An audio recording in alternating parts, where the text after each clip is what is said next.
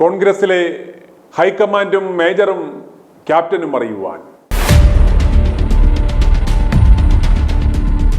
സമീപകാലത്തുണ്ടായ കേരളത്തിലെ ഉപതെരഞ്ഞെടുപ്പ് വിജയങ്ങളുടെ പിതൃത്വത്തെ ചൊല്ലി കോൺഗ്രസിൽ ചില നേതാക്കന്മാരുടെ ഇടയിലുണ്ടായ മുറുമുറുപ്പുകൾ വാർത്തയാകുന്ന സാഹചര്യത്തിലാണ് ഇപ്രകാരം ഒരു വാർത്ത ചെയ്യുവാൻ ITV ന്യൂസ് തീരുമാനിച്ചത്.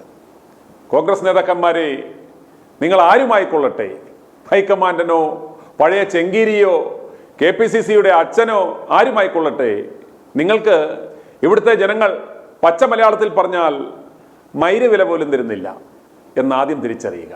നിങ്ങൾ തന്നെ ആലോചിക്കുക.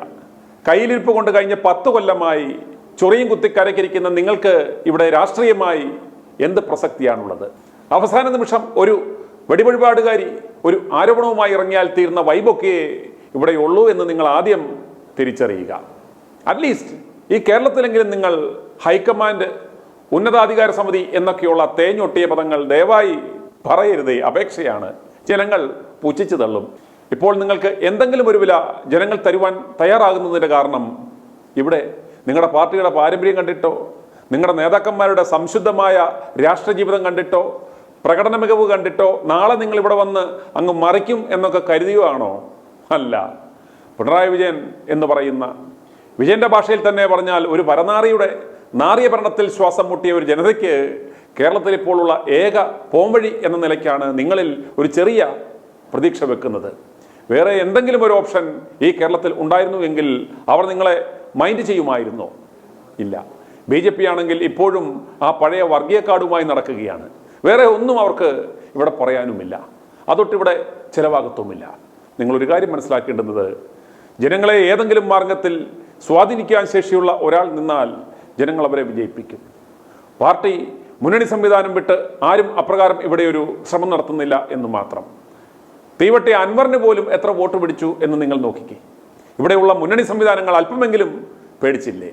ഇതുപോലെ മാനിപ്പുലേറ്റ് ചെയ്യുവാൻ അല്ലെങ്കിൽ ജനങ്ങളെ സ്വാധീനിക്കുവാൻ ശേഷിയുള്ളവർ വന്നാൽ അവർക്കും ഇവിടെ വിജയിക്കാം. പാർട്ടി അധിഷ്ഠിതമായ രാഷ്ട്രീയം അവസാനിക്കേണ്ടുന്നത് കാലഘട്ടത്തിൻ്റെ ആവശ്യമാണ്. ഉദാഹരണത്തിന്, ഈ മന്ത്രിസഭയിലുള്ള വിജയനൊഴികെയുള്ള ഏതെങ്കിലും ഒരു ഉണ്ണാക്കന്മാരെ ജനങ്ങൾ അറിയുമോ? പാർട്ടി സംവിധാനത്തിൽ കുറ്റിച്ചൂല് പോലും ജയിച്ചു പോകുന്നു.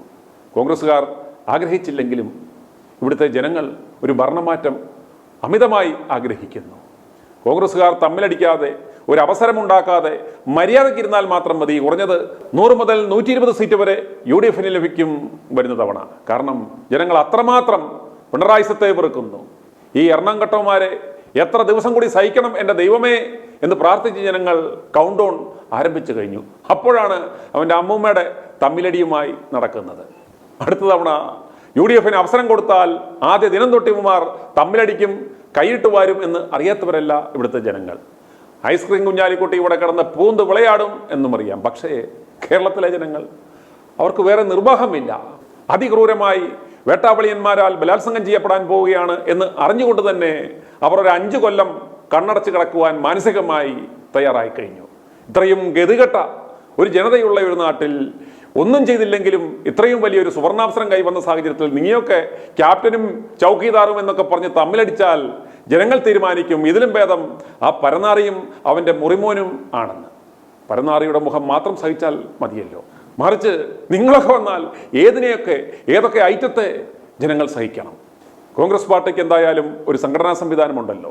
റബ്ബർ സ്റ്റാമ്പാണെങ്കിലും സണ്ണി KPCC കസേരയിൽ ഉണ്ട് താനും. ഇവിടുത്തെ നായന്മാരെയും ചോവന്മാരെയും പിന്നോക്കക്കാരെയും നസ്രാണിയെയും ഒക്കെ പ്രതിനിധീകരിച്ച് ഒരു സ്റ്റിയറിംഗ് കമ്മിറ്റിയും ഉണ്ടാക്കി വെച്ചിട്ടുണ്ട്.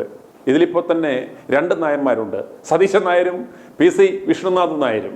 പിന്നെ ഈ ചെന്നിത്തല നായർ ഇതിനകത്ത് കിടന്ന് വരകേണ്ട ആവശ്യമെന്ത്? 1072 വയസ്സായിട്ടും ഇയാൾക്ക് മതിയായില്ലേ?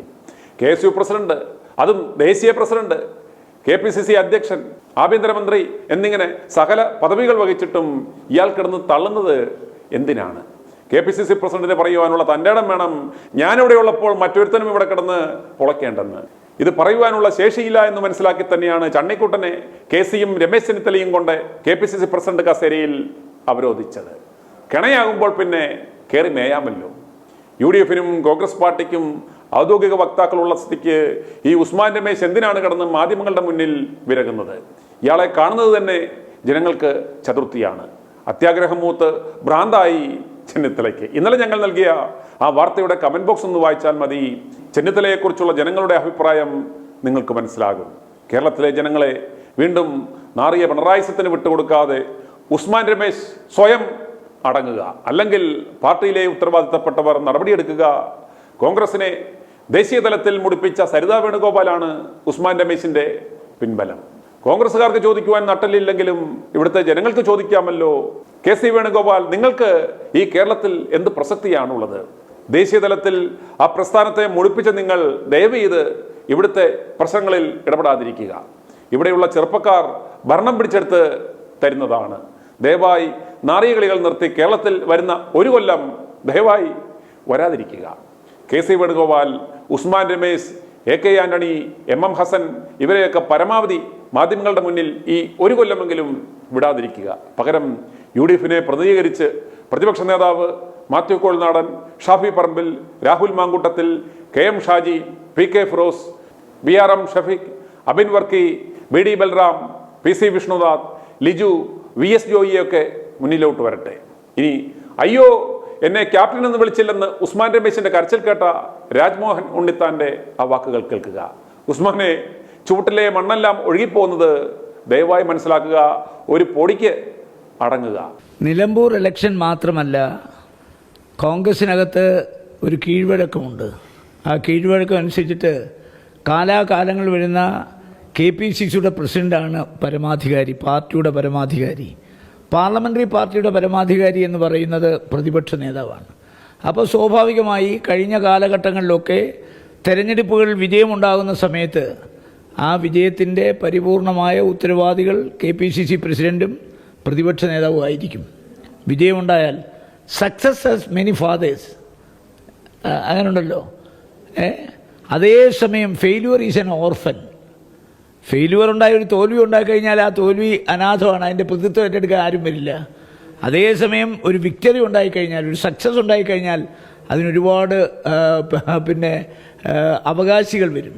ഇവിടെ ഇപ്പോൾ നമ്മളൊരു കാര്യം മനസ്സിലാക്കുന്നത്, കേരളത്തിൽ ശ്രീ കരുണാകരൻ്റെയും ആന്റണിയും കാലത്ത്, അതുപോലെ തന്നെ ശ്രീ ഉമ്മൻചാണ്ടിയുടെയും രമേശിൻ്റെ കാലത്ത് അവർ നടത്തിയിട്ടുള്ള വിജയത്തിൻ്റെ മുഴുവൻ ക്രെഡിറ്റും അവർക്കാണ്.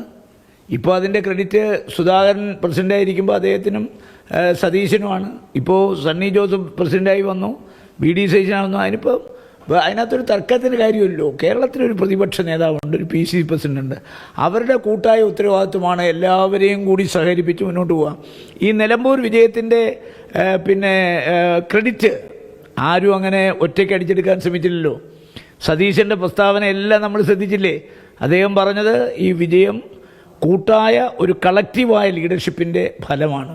അത് കോൺഗ്രസിനകത്തെ കളക്റ്റീവ് ലീഡർഷിപ്പ്, മുന്നണിക്കകത്തെ കളക്റ്റീവ് ലീഡർഷിപ്പ്. ഇത്രയും ഐക്യത്തോടുകൂടി, ഐകമത്യത്തോടുകൂടി ഒരു തെരഞ്ഞെടുപ്പിനെയും ഈ അടുത്ത കാലത്തൊന്നും നമ്മൾ നേരിട്ടിട്ടില്ല.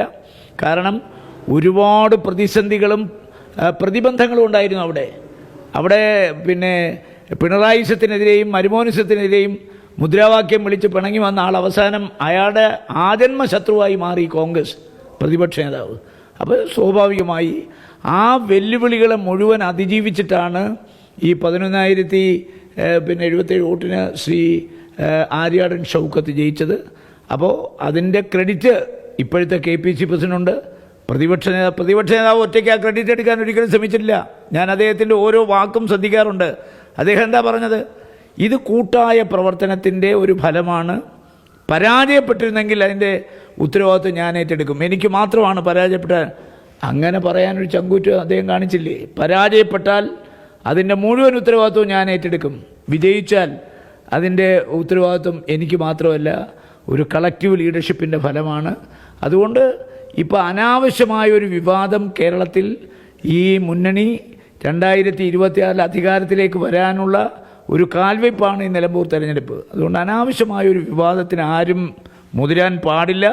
മുതിർന്നാൽ 968 കോൺഗ്രസ്സിൽ വന്ന ആളാണ് ഞാൻ പലതും കണ്ടിട്ട് അനങ്ങാതിരിക്കുകയാണ്. ഇനി ഇത്തരം പ്രവണതകൾ കോൺഗ്രസ്സിൽ വന്നാൽ ഞങ്ങളുമൊക്കെ അഭിപ്രായം പറയേണ്ടി വരും. പറയിപ്പിക്കാതിരിക്കുന്നത് എല്ലാവർക്കും നല്ലതാണ്. രമേശ് ചെന്നിത്തല പ്രതിപക്ഷ നേതാവായിരുന്നപ്പോൾ എന്തൊക്കെ ഉണ്ടായിട്ടുണ്ടോ, അന്ന് ആരാണോ KPCC പ്രസിഡന്റ് അതിൻ്റെ അവർക്ക് രണ്ടുപേർക്കുമാണ് അതിൻ്റെ ക്രെഡിറ്റ് മുഴുവൻ. അന്ന് രമേശ് ചെന്നിത്തല പ്രതിപക്ഷ നേതാവായിരിക്കുന്ന കാലത്ത് അതിൻ്റെ ക്രെഡിറ്റ് അടിച്ചെടുക്കാനായിട്ട് വേറെ ആരെങ്കിലും വന്നായിട്ട് നിങ്ങൾ ഒരു സ്റ്റേറ്റ്മെൻറ്റ് എനിക്ക് കാണിച്ചു തരാമോ? ഉമ്മൻചാണ്ടിയും രമേശ് ചെന്നിത്തലയും നേതൃത്വത്തിലുണ്ടായിരുന്ന കാലത്ത് എന്തൊക്കെ കേരളത്തിൽ നിന്നിട്ടുണ്ടോ അതിൻ്റെ മുഴുവൻ ക്രെഡിറ്റും രമേശിനും ഉമ്മൻചാണ്ടിക്കുമാണ്. അന്ന് ഒരു അവകാശവാദവുമായി ആരും വന്നിട്ടില്ല. ഇപ്പോൾ അത്തരം ഒരു അവകാശവാദം ആരെങ്കിലും ഉന്നയിക്കുന്നുണ്ടെങ്കിൽ അത് അനാവശ്യമാണ്.